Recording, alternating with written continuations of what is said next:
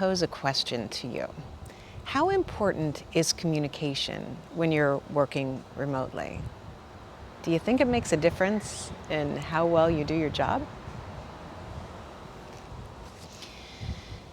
I've been thinking about this a lot lately. I've worked remotely almost my entire career, but the first time that I had a remote manager, it about broke me. I want to tell you a little bit about the story.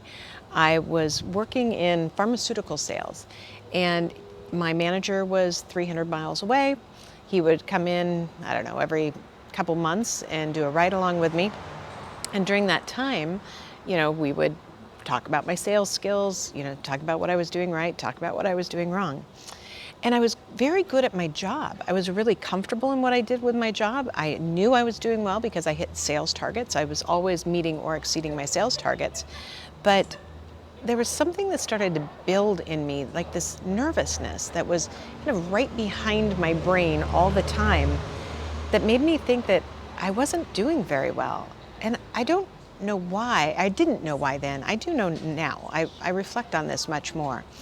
But at the time, I know that I was very uncomfortable in communicating with him.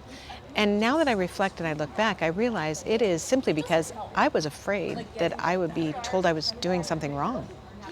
It's a really strange thing to be worried about because by all markers, I was doing great. In fact, I was exceeding, my job expectations, and I was beating my peers in many, many cases.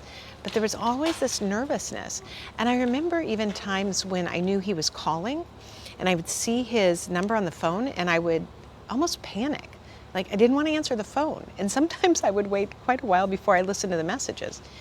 And the funny thing is that they were never bad messages. They were always positive or just keeping me in the loop on things. But it made me wonder, and I'm wondering now, what was it that triggered that kind of fear in me? So most of you know, I have an entirely remote team. In fact, the majority of my team is based out of Kenya. So we are not only not close together, we are cross continents and we are many time zones different. And communication has been a big topic with us. Like, how do we maintain working with all these other challenges, building a company when everybody's in different places? And so I've been talking to them a lot about why it's so important to communicate, what we need to communicate about and how we get there. So today I wanted to focus on this and talk about what I think are my guiding principles to why communicating is so important, especially working remotely.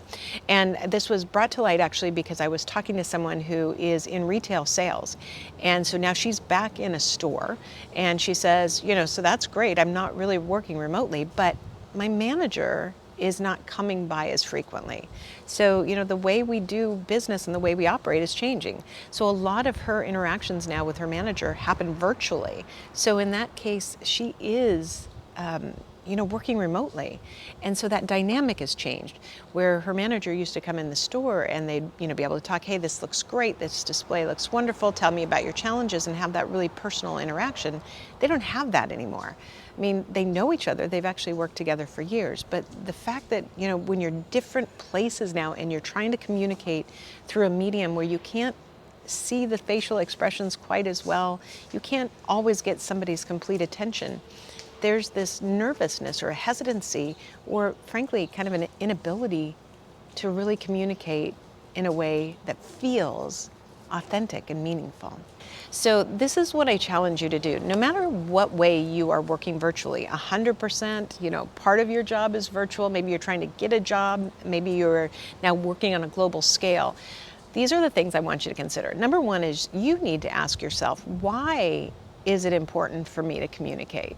Like, really the why. We've talked a lot about, in a lot of, TED Talks and a lot of, books and motivational speakers now talk about the why.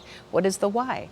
And it's really important that we understand fundamentally the why, because we are humans dealing with humans, which means that by our nature, we are social creatures. So communication is key just for our survival, but it's really key for our psyche survival. so that we avoid those situations that, like me, start to make you dread the communication and instead understand why it's so vitally important. The next question is, what do you need to communicate? Every job is different, so there are different pieces of information for a job that need to happen for communication to be effective. And those things are important. How you're doing, how you're progressing, do you need help? But it's even more in terms of what you need to be communicating, and that is those little things like, hey, I'm having a great day today. Hey, I really love that new marketing piece we put out.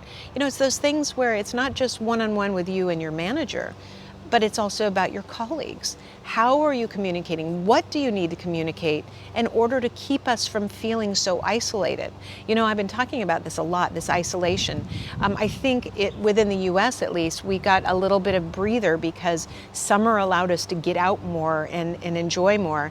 But as you see by my clothing choices, we are already making the change in the Northeast to colder weather patterns, which means we are going to start to be indoors more. We're going to start to be isolated more. We're going to get back to some of those isolation factors, I think, that we felt in the middle or the beginning of COVID. And so it's more important than ever that we realize we're not in a bubble as individuals. We are still a part of the world. And if we're lucky enough to work within an organization, we owe it not only to ourselves, but to our colleagues to wrap our arms around them and communicate not only what's important in your job, but how we're all doing. So the next key thing to remember is how often you communicate. How often, the frequency, what you're saying, when you're saying it, how often you're saying it. With my team, we use a couple tools that have really been helpful. We use, because many of them are in Africa, we use WhatsApp. So it's kind of, you know, a version of texting here. And we not only text each other individually, but we do voice texts.